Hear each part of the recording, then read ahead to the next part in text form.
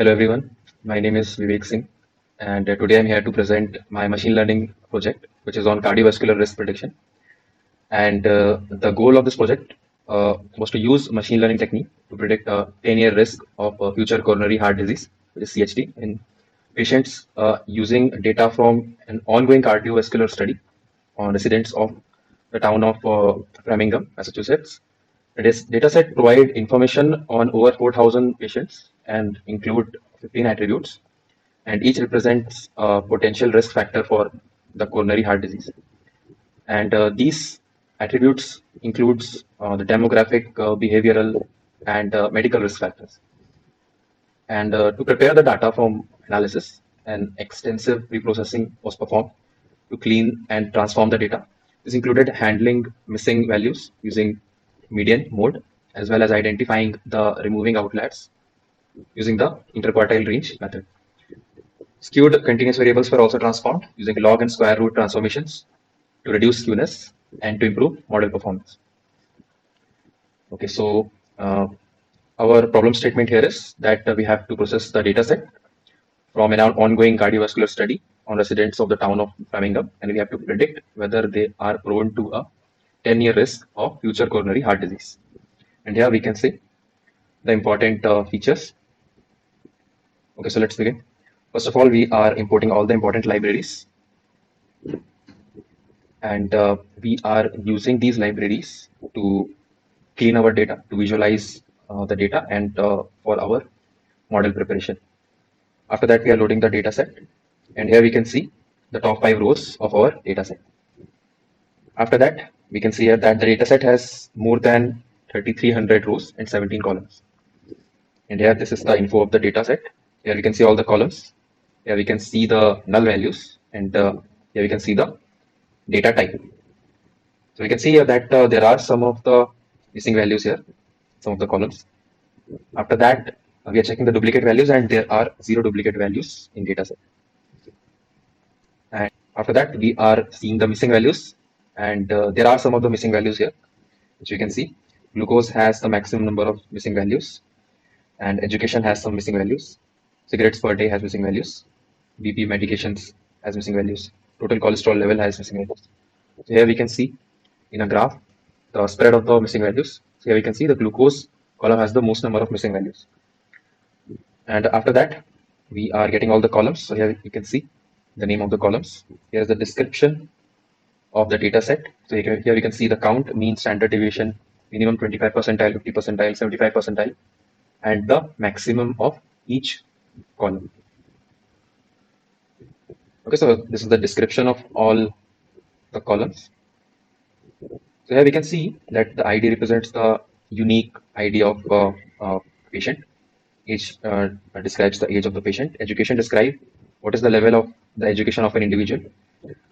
Sex describes the gender of a person. Smoking describes whether the person is a smoker or not. 6 per day represents the number of cigarettes a person consumes per day. BP meds represents whether a person is taking BP medications or not. Prevalent stroke represents whether the person has a history of any prevalent stroke or not. Prevalent hypertension represents whether a person has hypertension in the past or not. Diabetes represents whether a person is suffering from diabetes or not. TOT represents the total cholesterol level of the person. Sys-BP represents the systolic blood pressure. Dia-BP represents the diastolic blood pressure. BMI represents the body mass index. Heart rate represents the heart rate of the person. Glucose represents the glucose level in the blood. 10-year CHD is our independent variable, which represents the risk of CHD in 10 years of time in future. After that, we are checking all the unique values in the data set. So we can see here the distribution of the unique values. After that, we are wrangling our data. First of all, we are handling our missing values. So here we can see that there are missing values in our data. Okay, so here we are checking the missing values in percentage column wise. So we can see that glucose has around 9% of data, the missing data, and education has 2.57% of missing values, and so on. So here we are visualizing the distribution of numerical columns which have missing values. So here we can see the distribution. Okay. And after the visualization, we found out that the data is skewed. So we have to impute the numerical missing values with median. So we are imputing glucose dot call BMI heart rate 6 per day with median. The missing values, we are replacing the missing values with median. And for our categorical missing data, we are using mode as the replacement of the missing values. So after this treatment, we can see that there are no null values here. After that, we are dividing numerical data and categorical data. And first of all, we are dropping the ID column here because it doesn't serve any purpose in the data. And after that, we are assigning the categorical data and the numerical data. Okay, so after assigning a variable for discrete features and assigning the features to do it, which has less than 20 classes. Okay, so discrete values, we are assigning all the discrete values which have less than 20 classes. So we found out that education, gender is smoking, EPMEDs, prevalent stroke, prevalent hypertension, diastolic diabetes. These are all the features which will be in the discrete data set. After that, we are assigning the continuous data. So here we can see age 6 per day, total cholesterol, systolic BP, diastolic BP, BMI, heart rate, and glucose are all the continuous data set. So after that, we are doing our EDA on the data set. So first of all, we are plotting a pie chart which describes the distribution of our dependent variable, which is 10 years CHD. So here we can see the data is highly imbalanced. Only 15.1% is 1 and 84.9% is 0.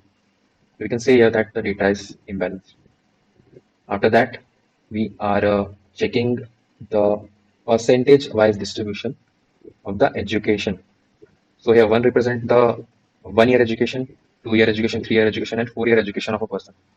So here we can see that a person which has only 1 year of education has high chances of CHD. And there's not much difference in all the education level, but we can conclude that a person which has lower education tends to get CHD more often. After that, we are checking the gender, male and female. So here we can see that males are more prone to CHD than female. After that, we are checking the smoking column, and here the difference is very slight, but the smokers are more prone to future CHD than non-smokers. After that, we are checking blood pressure relation with our CHD. So here we clearly see that the person who is taking BP medications is more prone to the CHD in future. After that, we are checking the relation between prevalent stroke and the future coronary heart disease. And here also we can see that a person who has prevalent stroke is more prone to coronary heart diseases. After that, we are checking the diabetes relation with our dependent variable. So here also we can see that a person who has diabetes is more prone to the coronary heart disease than a person who has not don't have diabetes basically. After that, we are checking the hypertension relation. So a person who has hypertension is more prone. Here we can see is more prone to CHD than a person who has no hypertension. After that, we are checking the distribution of our continuous data. So here we can see the age column is somewhat normally distributed. The 6 per day column is positively skewed.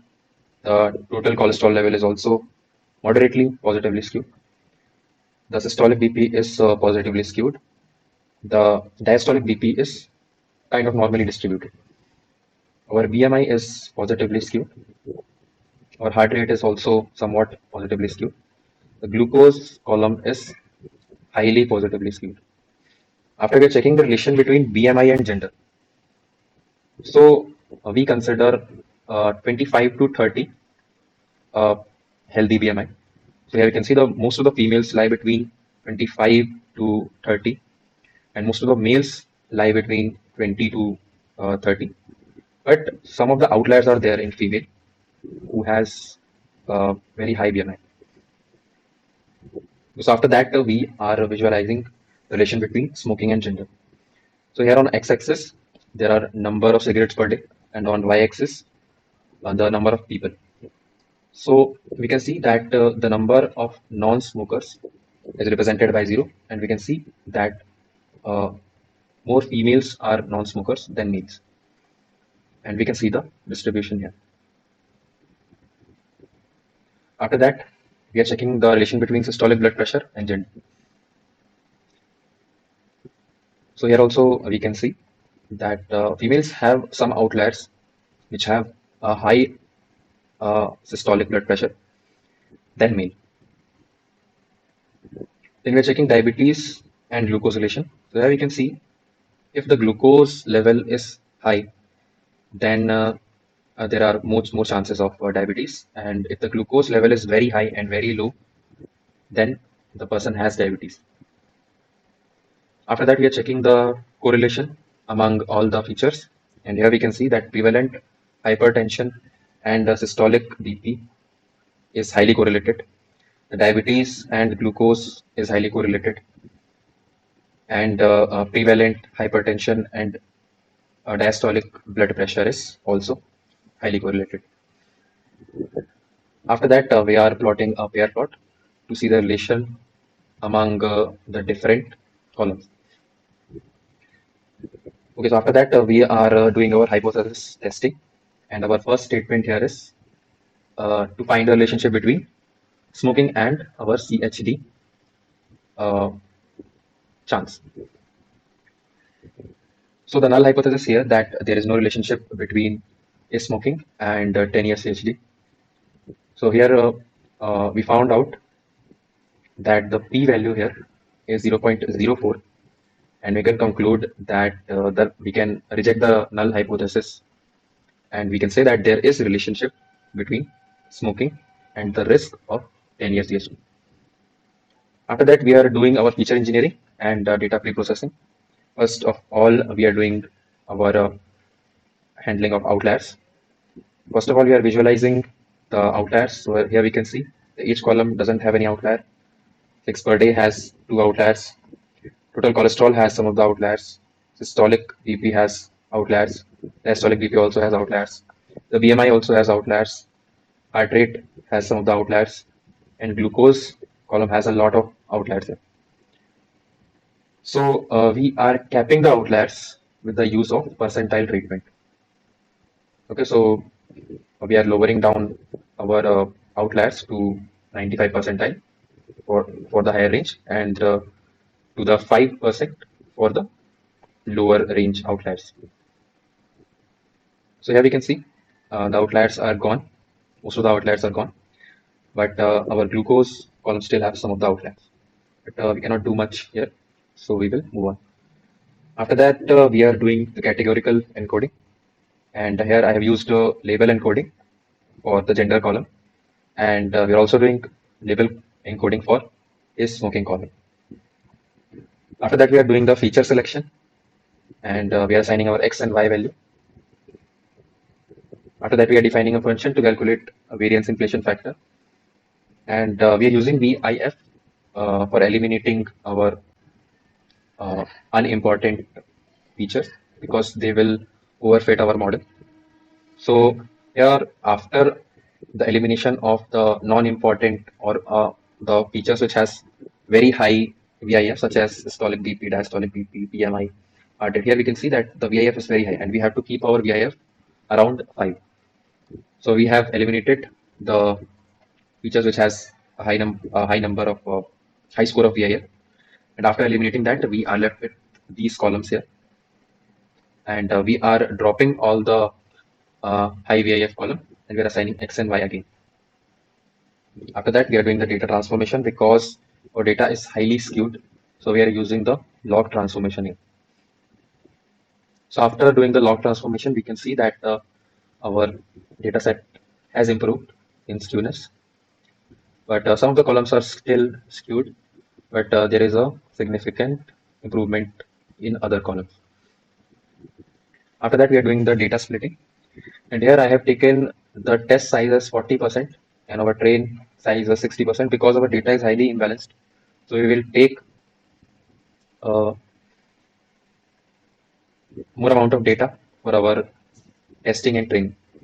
Okay, and here I have taken the random state, which is 42, and I have stratified the splitting also. After that, we are doing the data scaling. And here we have to scale the data because all the features have different units of measurement. So we have to scale the data and we have to change the values of the data between 0 and 1. After that, we are handling the imbalanced data set. And we can see clearly here that the data is imbalanced. So we are using smooth TOMEC, which is a combination of oversampling and undersampling. And after doing the oversampling, here you can see that our data is balanced now. So here we can start our model implementation. First of all, we are defining a function which is very important for our model building. So here I have defined a function which will intake the model name, the training data set, the testing data set, and it will give out the feature importances. It will do the cross validation and hyperparameter tuning. It will give us the classification report. It will give us the confusion matrix, and it will give us the AUC curve as well. It will plot the feature importance as well. So it will be very good for our code modularity. So the first model here, we have made the logistic regression model. And here we have made a grid for our cross validation.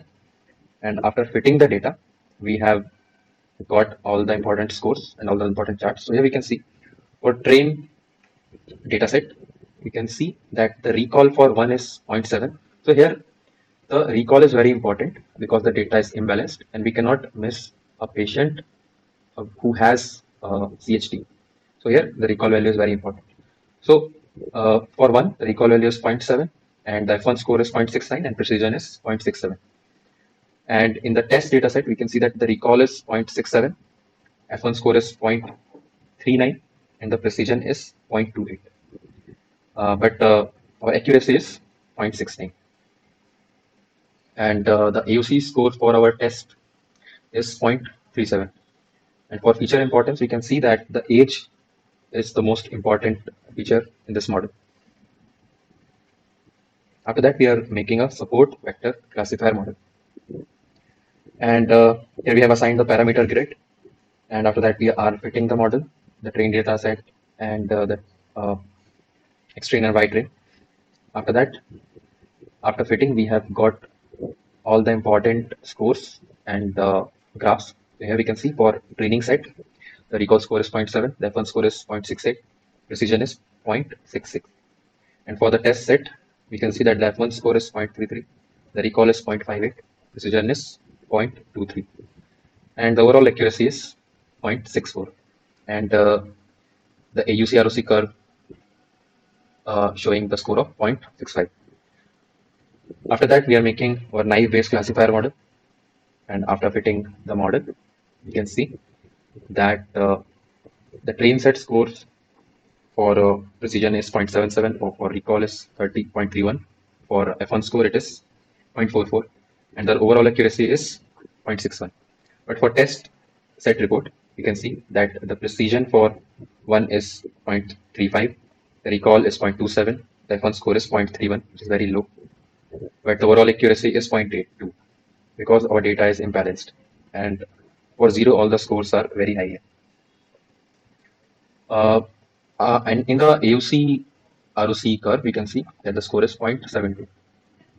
Our fourth model here is the XGBoost classifier. And here we have defined the classifier. After that, we have made the grid for hyperparameter tuning. After that, we are fitting the model. And after calling our function for the scores, we got the train set report here, in which the accuracy is, total accuracy is 0.87. The F1 score is 0.87, recall is 0.87, everything is 0.87. And the AUC score is 0.94. And for our test set report, you can see that the recall is 0.41, precision is 0.29, The F1 score is 0.34, and the overall accuracy is 0.76, and our AUC score is 0.70. And if we look at our feature importance, the prevalent stroke in this model is the most important feature. After that, our fifth model is neural network classifier, and here we have assigned the classifier name, which is MLP classifier, which is basically a neural network classifier. And after that, we have assigned a grid for our hyperparameter tuning. And after that, we are calling our function to get all the reports and the scores. So for train set, we have got the recall of 0.73 and F1 score of 0.72. The precision is 0.71, and the overall accuracy is 0.72. Here we can see our confusion matrix also, and the AUC score for train set is 0.78. And for test set report, we can see that the precision is 0.28, the recall is 0.6, the F1 score is 0.38, and the overall accuracy is 0.7. And for the AUC score, it is 0.69. And after that, here we can see the table of the scores. So we can see that the highest recall is of the logistic regression, and the highest F1 score here is also from logistic regression. But the accuracy, F1 score, recall, and precision, all the balanced model we can say is our neural network classifier. Okay, here I have visualized all the scores in a bar graph as well. So here we can see that the highest accuracy is from the Gaussian MB, but accuracy is not a metric we will be considering as a model selection here. We will be choosing recall as our final score.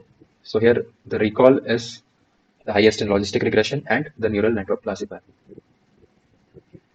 So what are the evaluation metrics we have considered for this model? So we have considered accuracy, precision, recall, which is also known as sensitivity, F1 score.